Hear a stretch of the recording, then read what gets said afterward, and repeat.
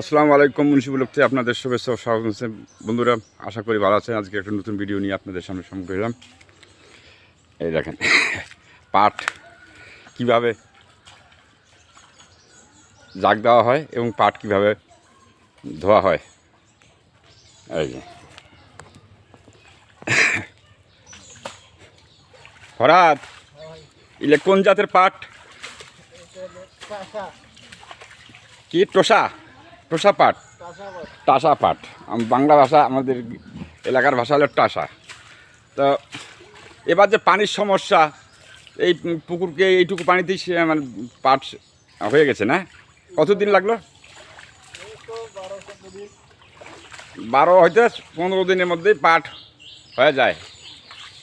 পাটের মূল্য কেমন এমন এবার? 3,500 ভালোটা, কিন্তু এটা তো তোমারটা তো অনেক। আর পাট খড়ির কেমন দাম এবার? পাট খড়ি, পাটের খড়িগুলো যে আছে সিন্ডা, এর কত দাম? 1000 টাকা মন। তো সেই হিসাবে এবার কৃষক লাভবান নাকি?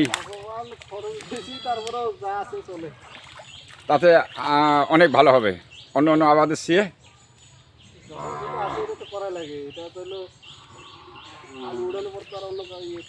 আলু তোলার পরেই, যেহেতু আলুতে এবার কৃষক মার খাইছে, তোমাদের মার হয়েছে, সেই হিসাবে পাটের দাম হিসাবে এবার পাট অনেক ভালো হয়েছে, ভালো হয়েছে এবং তাতে তোমরা খুশি? পাট চাষিরা যারা পাট আবাদ করছে তারা খুশি। এখন তো আর পাট ফেলে দেওয়ার জিনিস নয়।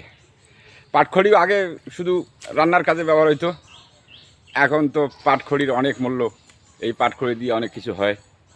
বন্ধুরা দেখেন কি সুন্দর দৃশ্য, গ্রামের মানুষ কিভাবে পাট জাগ দেওয়া হয়, আবার পাট ধুয়ে এটা শুকিয়ে আবার নতুন করে প্রক্রিয়া করে বাজারজাত করা হয়।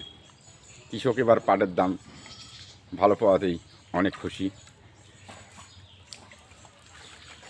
পাট বাংলাদেশের সোনালী আঁশ। এই সোনালী আঁশ আবার যদি কৃষক দাম পায়, এই সোনালী আঁশের গৌরব আবার ফিরে আসবে। এ বলেই শেষ করছি। আল্লাহ হাফেজ। বন্ধুরা ভালো থাকুন।